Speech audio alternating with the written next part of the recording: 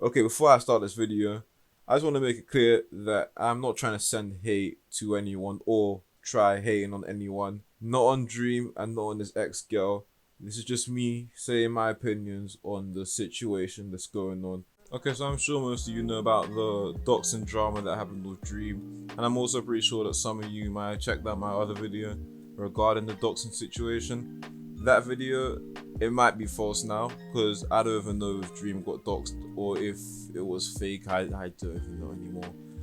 But today, Dream did release a twitlonger, which was based on the doxing and some ex-girlfriend drama, which I'll be talking about both of them in this video. But before we get into this video, I'd like to remind you guys that if you do enjoy this or enjoy the content on my channel, just drop a sub, drop a like. It would help the channel a lot and it would be appreciated. Anyway, let's jump into this. So a couple hours ago, Dream did post a tweet on Twitter saying very important information with a twitlonger attached. And just so you know, I'm not going to read the whole twitlonger. I don't think I'm going to read much of it. I'm just going to leave some parts of it on the screen so you guys can see and say what I think. So the twitlonger starts with a small introduction, saying how he didn't want to really address much of the drama that was going on. He's not someone that's really too keen on talking about drama or getting involved in drama, but he's going to try and get as much drama out of the way as he can in the twitlonger, which is a bit about doxing. The real main part is still soon to come.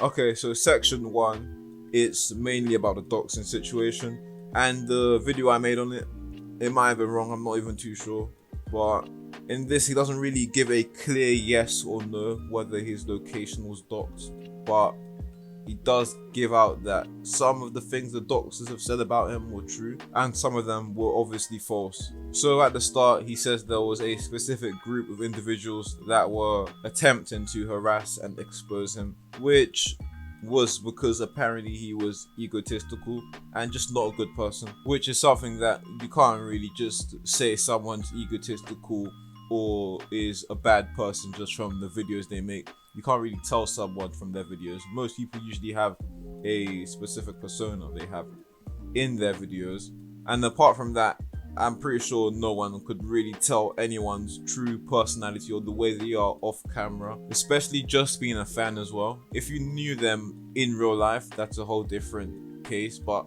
this person probably wasn't even a fan, probably watched a couple videos, didn't like him, and just set out to do this whole thing and dox him, which once again is pretty extreme for someone who you think is egotistical or a bad person. I don't think I would really dox anyone. I'm pretty sure it's illegal, so if you get caught, you're pretty much gonna get arrested 100%. In the end, it's just not smart at all, and it's not worth doing it to someone even if you hate them. Anyway, to the second point, or the second section of the twitlonger, he talks about his ex-girlfriend, and this is the long part, and it's just it's ridiculously long, but it does clear up a couple things once you've read it. A couple things made sense, especially the doxing thing. But anyway, I'm just gonna summarize it as best as I can, and I'm just sorry if I do a terrible job. So it starts off with him talking about his ex. He says how she was a good person, they had a good relationship, and that she also encouraged him to start doing YouTube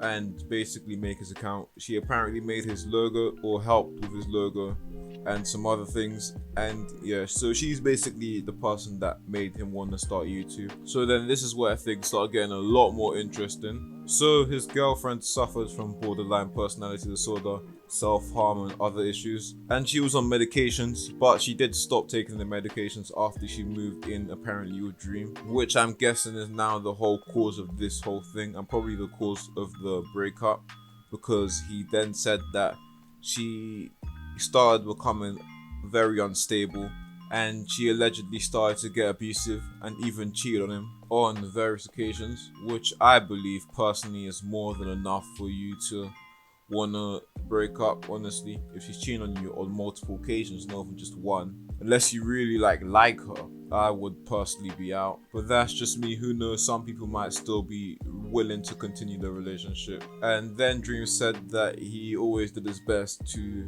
make sure that she was okay, and during that time period was one of the most toughest times of his life. In the next paragraph he talks about how his girlfriend was kind of flipping sides, I guess, how she was sometimes positive or negative about him in public and private as well, actually, and that she tried to paint him as a bad person a lot in front of people, often saying things like he raped her, that he hit her or starved her, which are some serious allegations that could literally put him in jail for a long time. Like, these are very serious, and it's definitely just the worst way to make someone look, and just a terrible lie to try and use against someone. These kind of things won't just ruin his career, it will have him in jail for the longest amount of time.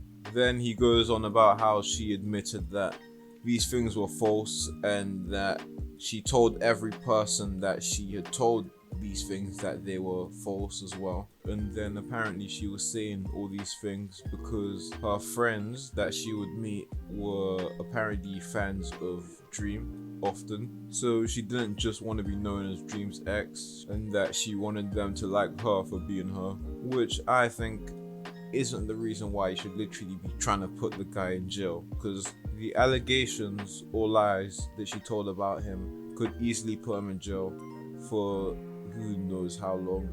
And these aren't just simple things to make someone hate you. These are the kind of things to make someone have to make action to put you in jail. These aren't just normal sort of things like, oh, this guy was a bad person or not a good boyfriend. These are like serious allegations. Then now in this paragraph he jumps into the reason why this is relevant to his doxing. And I was actually pretty shocked by this, but apparently she had been in contact with the people that want to harm and harass his family, which I'm guessing is the doxers, most likely is. But the fact that his ex is involved with them, that just gives a lot more context and explains how he got doxed. I don't think it was because they saw his garden and that's how he got doxed. Like, if they were able to dox him just by seeing his kitchen, that's pretty suspicious and weird as well, because how do you expose someone or dox someone just through seeing their kitchen? Unless you live around that area, even if you live around that area, there's still a low chance of you knowing the way his kitchen looks by just a video and doxing him by just that. And then he says that the group of individuals that doxed him were just taking advantage of his ex-girlfriend's mental health issues.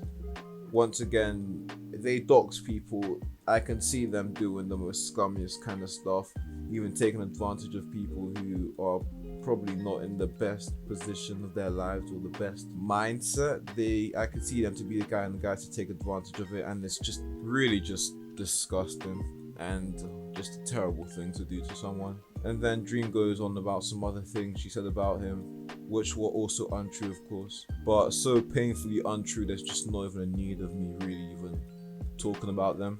So fast forwarding, he's talking about how she would tell them negative things about his appearance, how apparently he was ugly or disgusting, and even saying that he catfished her on their date. Obviously, once again, these things aren't true. Then he goes on about a face reveal, which he's planning to do until after COVID, so Dream stans and Dream fans could look forward to that, I guess. He then says that she apparently made up things about a contract that involved some of his friends and preventing them from saying anything bad about him or anything negative about him, and because of that contract there's a revenue split between them on his channel. Basically they're all getting a share of money from not talking about him, which obviously false once again. And then he says all his contracts are just standard business contracts, you know, and just clears that whole thing up. And then to the final part of the twitlonger, he then talks about how she said that their relationship in the past was a healthy relationship, that he was an amazing person, and how he believes that she was a true victim in all of this, which I think is the truth as well. I think the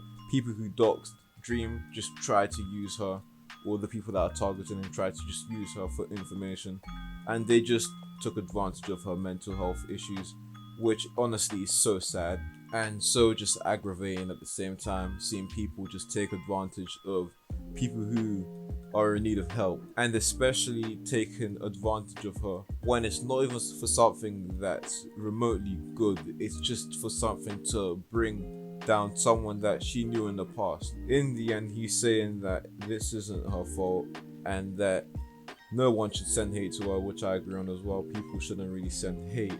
They should try to support her and urge her to get help. That's probably the best thing to do in this situation overall. Anyway, that's it from me. I hope I did at least decently trying to explain and just trying to just give you guys a brief on everything. Once again, if you did enjoy this video, or if this video just helped you get a grasp of everything that's going on, drop a sub, drop a like, it would help massively. And yeah, I'll be catching you guys in the next video.